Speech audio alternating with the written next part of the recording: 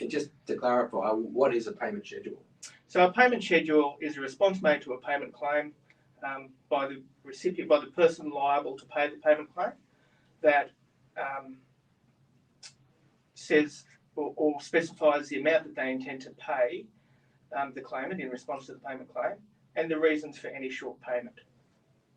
Yep. And what should you include in a payment schedule when you're responding? Absolutely every reason you can think of that you don't, that you may want to rely on in the future for the non-payment, because when you're involved in the adjudication process, there is an opportunity to put an adjudication response on, that is to restate the reasons in your payment schedule, but subject to very few exceptions, you can't raise new exceptions, new reasons within the adjudication response that aren't in the payment schedule. So really, anything that you will want to rely on for non-payment needs to be in that payment schedule. I think that's another big catch, whereas, you don't ignore payment claims because you might get a statutory debt, but you do need to get those reasons right, because the adjudication process will stop you from raising anything else. And you want to be able to have your chance. That's it. It's a bit of rough justice in that situation. No, it's your one chance. The payment schedule is your one chance to put your reasons in. You can't come up with new reasons. And you're also limited to the extent that you can expand on those reasons later on in an adjudication response. So, they're a document that you ought to be putting a lot of thought into, and you need to be very thorough in setting out your reasons for non-payment. And do you think a party should ever consult a construction lawyer like yourself just preparing a payment schedule?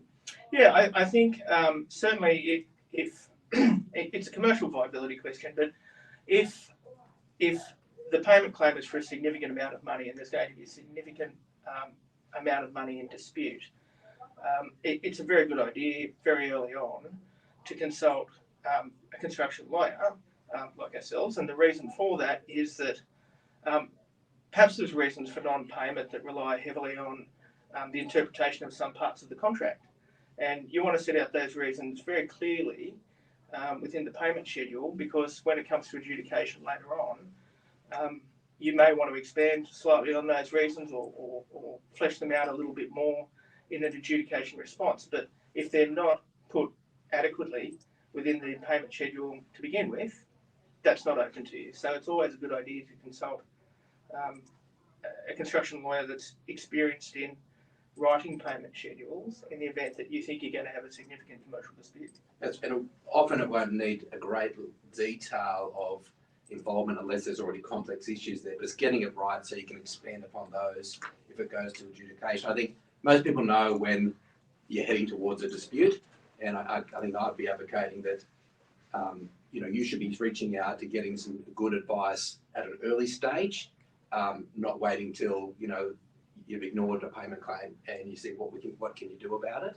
Absolutely, the time frames and the statutory regime itself is a very inflexible thing.